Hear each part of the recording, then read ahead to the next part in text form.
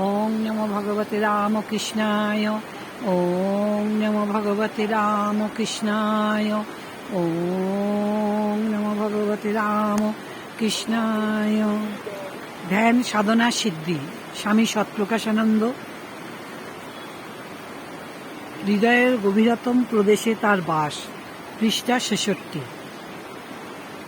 পর্বত গুহায় বা সুন্দর দৃশ্যাবলীতে বা তুষারমণ্ডিত শৃঙ্গে বা বিশাল নীল জলধিতে বা পুষ্প সমাকীর্ণ ক্ষেত্রে বা নক্ষত্রখচিত আকাশে বৃথা তার অন্বেষণ করছেন।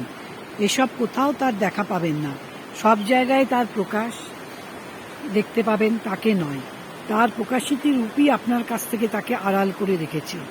পরমেশ্বর জগৎ রচনা করে এবং ধারণ করে নিজের মহিমায় আড়ালে নিজেকে যেন লুকিয়ে রেখেছেন। আমরা তার রচনাই দেখি। আপনার ভাবনা চিন্তা অন্তর্মুখ করুন, আপনার সত্তার গভীরে ডুব দিন। সেখানে তিনি আপনার আত্মারূপে বিরাজ করছেন। আপনার হৃদয়ের গভীরতম প্রদেশে জ্যোতির্ময় আকাশে আপনার বুদ্ধির বাস। আপনার যথার্থ বোধ সেখানেই হয়। সেই জ্যোতির্ময় আকাশের দিকে তাকিয়ে দেখুন। এটিই আপনার ব্যক্তিত্বের কেন্দ্র, আপনার সত্তার ভিত্তিভূমি। এটি আপনার আত্মজ্ঞানের প্রদেশস্বরূপ, আপনার আত্মার আশ্রয়স্বরূপ। ওই জ্যোতির্ময় আকাশের ধ্যান করুন। হৃদয় মধ্যস্থ এই চৈতন্য সত্তার আলোই শরীর, মন, ইন্দ্রিয়ের নিয়ন্ত্রণকর্তা।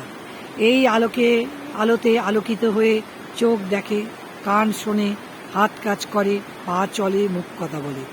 সুষুপ্তিকালে এই আলো যখন দেহান্দ্রিয়াদি থেকে অপস্থিত হয়, ইন্দ্রিয়গুলি কাজে বিরত হয় এবং দেহ নিষ্ক্রিয় হয়।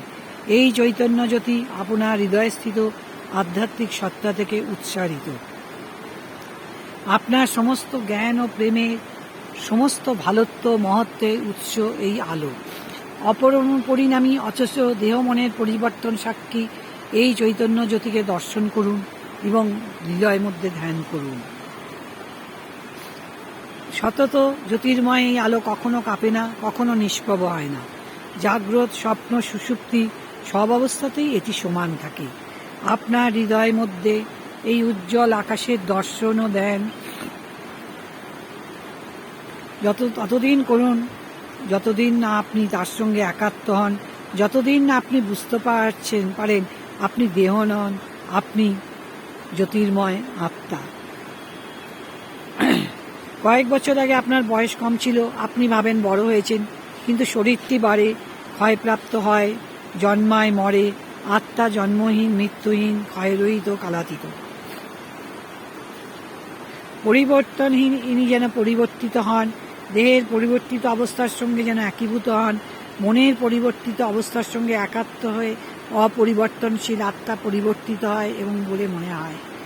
বিভিন্ন মাধ্যমের মধ্যে দিয়ে একই আলো বিচ্ছুরিত হলে তাদের ভিন্ন ভিন্ন মনে হলেও আলোটির কিন্তু কোনো পরিবর্তন ঘটে না। আপনি যে শরীর, আপনি যে মাত্র শারীরিক মানসিক সত্তাবিশিষ্ট জীব, একথা ভুলে যান। বিশুদ্ধ আত্মারূপে নিজের স্বরূপ উপলব্ধি করুন।